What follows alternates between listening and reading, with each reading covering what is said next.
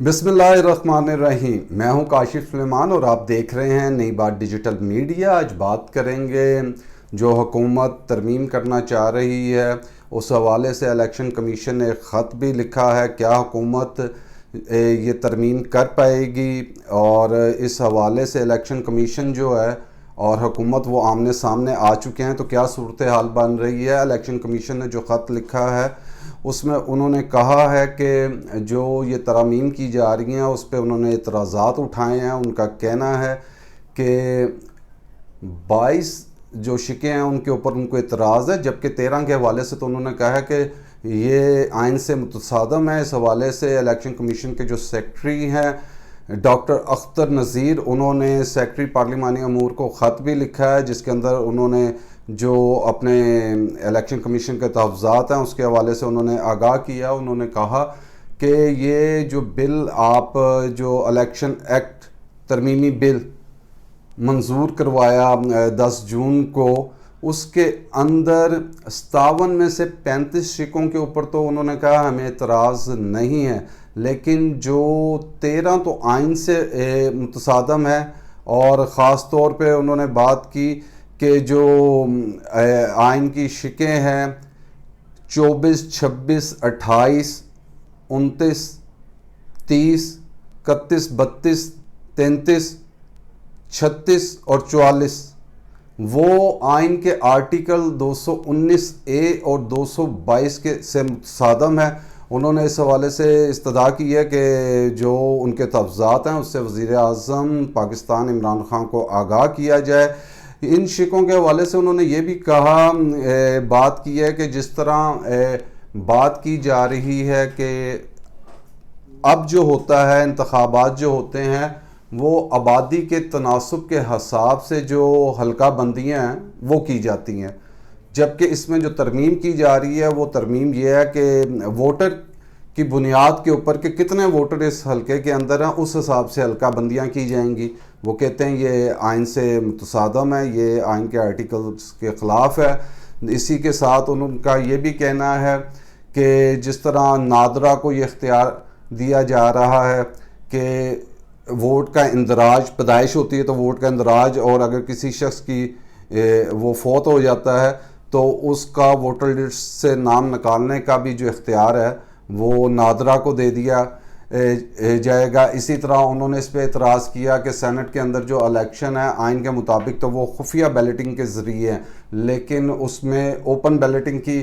بات کی جا رہی ہے، تو اس کے اوپر بھی انہوں نے اعتراض کیا ہے۔ اور ان اعتراضات کے بعد ان کی یہ استدعا بھی ہے کہ وزیر اعظم کو اس سے آگاہ کیا جائے۔ اس حوالے سے بات کریں کہ جو الیکشن کمیشن ہے وہ ایک خود مختار ادارہ ہے اور جو الیکشن کرانا اس کی ذمہ داری ہے۔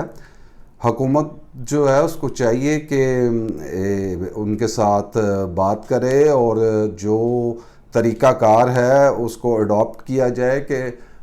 باہمی مشاورت کے ذریعے قوم کے لیے اچھے فیصلے کیے جا سکے، کیونکہ حکومت نے جو اس وقت سٹانس لیا ہے اس کے اندر تو یہ کہ قانون پاس کرنا اور آئینی ترمیم کرنا یہ دو مختلف چیزیں ہیں۔ قانون جو پاس کرنا ہوتا ہے وہ سادہ اکثریت سے بھی ہو جاتا ہے، جبکہ آپ نے آئین میں ترمیم کرنی ہو تو اس کے لیے آپ کو 2/3 اکثریت کی ضرورت ہوتی ہے۔ اب اس 2/3 اکثریت کے لیے یا تو آپ کو کنسنسس ڈیولپ کرنا پڑے گا کہ آپ اپوزیشن جماعتوں کو اعتماد میں لیں، ان کے ساتھ بیٹھیں اور اس میں یہ طے پا جائے کہ ان شکوں پہ یہ والی جو چیزیں ہیں ان پہ ہم متفق ہیں، تو پھر یہ جو ہے وہ آئینی ترمیم ہو سکتی ہے۔ ورنہ جس طرح سینٹ کے الیکشن کے اندر ہم نے دیکھا کہ صدر مملکت ڈاکٹر عارف علوی نے ایک آرڈیننس پاس کر دیا کہ اوپن بیلٹنگ کے ذریعے ہوگا، وہ سپریم کورٹ چلے گئے، عدالت نے اس کو کینسل کر دیا۔ اس کی وجہ یہ ہے کہ وہ آئین سے متصادم ہے، آئینی طور پہ یہ اختیار ہی نہیں ہے۔ آئین کے اندر اگر ترمیم کرنی ہے تو اس کے لیے 2/3 اکثریت چاہیے۔ اس کی وجہ سے وہ کورٹ گئے اور کورٹ نے کہا نہیں جی یہ خفیہ بیلٹنگ سے ہی ہوگا۔ اسی طرح اگر یہ اسی طرح اس کو پاس کرنا چاہیں گے تو کوئی کورٹ چلا جائے گا، اور اگر وہ عدالت چلے جاتے ہیں اور عدالت رولنگ دے دیتی ہے کہ آئین سے متصادم جو ہے وہ ترمیم نہیں ہو سکتی 2/3 اکثریت کے بغیر، تو پھر یہ واپس ہو جائیں گی چیزیں۔ دوسری چیز اس کے ساتھ یہ ہے کہ کورٹ جانے سے پہلے بھی کہ آئین، پہلی چیز تو یہ ہے کہ یہ بھی طے کرنا ہوتا ہے، کورٹ نے دیکھنا ہوتا ہے کہ جو قانون سازی بھی ہو رہی ہوتی ہے وہ کہیں آئین سے متصادم تو نہیں ہے۔ آئین کے خلاف آپ قانون سازی بھی نہیں کر سکتے، تو اب تو آپ نے آئینی ترمیم کرنی ہے، تو اس کے لیے آپ کو 2/3 اکثریت کی ضرورت پڑے گی، یا پھر آپ الیکشن کمیشن کے ساتھ جائیں گے، اس پہ ریفارمز پہ بات کریں، ان سے بات کریں کہ کیا ہے۔ ایک تو بات جو اپوزیشن کے حوالے سے اوورسیز پاکستانیوں کی ہے کہ ان کو ووٹ کا حق ہونا چاہیے یا نہیں ہونا چاہیے۔ ذاتی طور پہ سمجھتا ہوں جی جو پاکستانی ہیں ان کو ووٹ کا حق بالکل حاصل ہونا چاہیے۔ اگر اس ملک کے اندر وہ لوگ بھی آ کے پرائم منسٹر بنے جن کا اس ملک سے کچھ لینا دینا نہیں تھا، وہ آئے یہاں پہ حکومت کی اور واپس چلے گئے، اس ملک میں وہ بھی سینیٹر ہیں جو سینیٹر تو ہیں لیکن پاکستان کے اندر نہیں ہیں،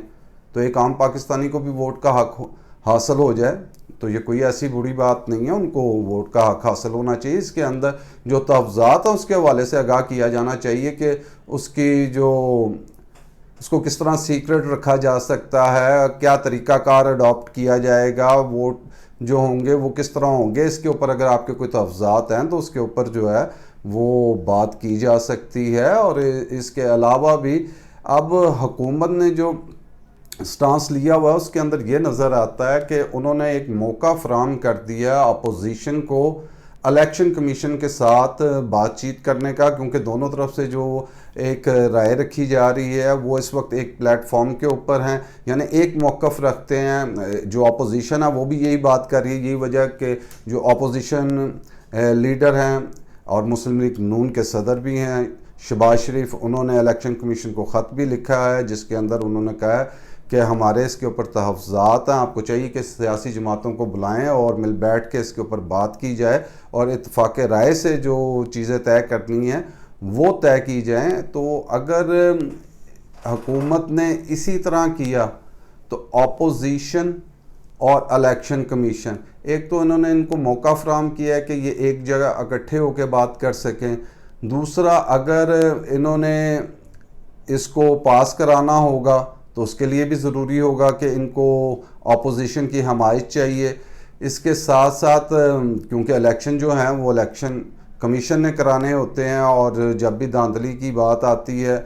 تو اس کے اندر الیکشن کمیشن کا نام بھی لیا جاتا ہے، کیونکہ کرا تو وہ رہے ہوتے ہیں الیکشن کو، جبکہ ان کے پاس اپنی فورس تو کوئی نہیں ہوتی، لیکن کیونکہ ذمہ داری ان کی ہوتی ہے، چیزیں انہوں نے پرووائڈ کرنی ہوتی ہے، وہ فارمز کے حوالے سے بھی ان کے سگنیچرز ہو کے جانے ہوتے ہیں، تو اس کے اوپر پھر جو بات چیت ہوتی ہے، جس طرح کہا بھی گیا کہ 2018 کے انتخابات کے حوالے سے بھی کہا گیا کہ اس کے اندر دھاندلی ہوئی، اور اس سے پہلے انتخابات کے اندر بھی یہ بات ہوتی رہی کہ پاکستان میں جو انتخابات ہوتے ہیں اس کے اندر جو ہے وہ دھاندلی کی جاتی ہے۔ تو اس چیز کو دور کرنے کے لیے سب جماعتوں کو ایک جگہ ایک پلیٹ فارم پہ اکٹھا کر کے اتفاق رائے سے کوئی قانون جو ہے، جو کوئی ترمیم کرنی ہے وہ کی جائے جو سب کو قابل قبول ہو، اور پاکستان میں آئندہ سے فیئر اینڈ فری الیکشن ہو تاکہ اس پہ کوئی جو ہے وہ اعتراض نہ اٹھا سکے، اور جو حکومت آئے اس کو 5 سال ملیں تاکہ وہ ڈیلیور کر سکے، جو وہ اپنا مینیفیسٹو عوام کو دے کے آتی ہے اس کے اوپر کام کر سکے۔ اگر اسی کے اوپر ہماری ملک کی بدقسمتی ہے یہ کہ کوئی بھی حکومت آتی ہے، ہمارے 5 سال اسی ڈیبیٹ کے اندر گزر جاتے ہیں، احتجاج پہ، ایک دوسرے کی ٹانگیں کھینچنے پہ۔ میاں صاحب کی حکومت تھی تو خان صاحب جو ہیں وہ 126 دن کا دھرنا ہو یا احتجاج ہو وہ کرتے رہے، انہوں نے کہا 4 حلقے کھول دیں، 5 سال اسی بحث میں گزر گئے۔ خان صاحب کی حکومت آئی ہے تو اپوزیشن اب کبھی جلسے جلوس ریلیاں، اور وہ کبھی بات کرتی ہے کہ ہم دھرنا دیں گے، تو یہ ان کے بھی 3 سال اسی بحث میں گزر گئے ہیں۔ تو حکومتوں نے کام کب کرنا ہے، عوام کے لیے کب کام کر سکیں گے؟ تو اس لیے اس چیز کو انشور کیا جائے کہ یقینی بنایا جائے جو الیکشن ہے وہ غیر جانبدار ہوں گے، کسی کی مداخلت نہیں ہوگی، اور جو بھی منتخب ہو کے آئے پھر اس کو 5 سال کام کرنے دیا جائے، پالیسیوں کے اوپر تنقید کریں، لیکن مثبت تنقید، بہتری کے لیے تنقید برائے تنقید نہیں ہونی چاہیے۔ اگر یہ اتفاق رائے ایسے چیزیں ہو جاتی ہیں تو یہ ایک اچھی چیز ہے کہ جو بھی چیز ہے وقت کے ساتھ ساتھ اس کے اندر تبدیلیاں آتی رہتی ہیں۔ تو اب بھی آپ تبدیلی کرنا چاہتے ہیں تو اتفاق رائے سے کریں تاکہ عوام کے لیے بھی بہتری ہو، اور جو حکومتیں ہیں وہ اچھے اور احسن طریقے سے حکومت کر سکیں، اس الزام کے بغیر کہ وہ سلیکٹڈ ہیں یا وہ دھاندلی کی پیداوار ہیں۔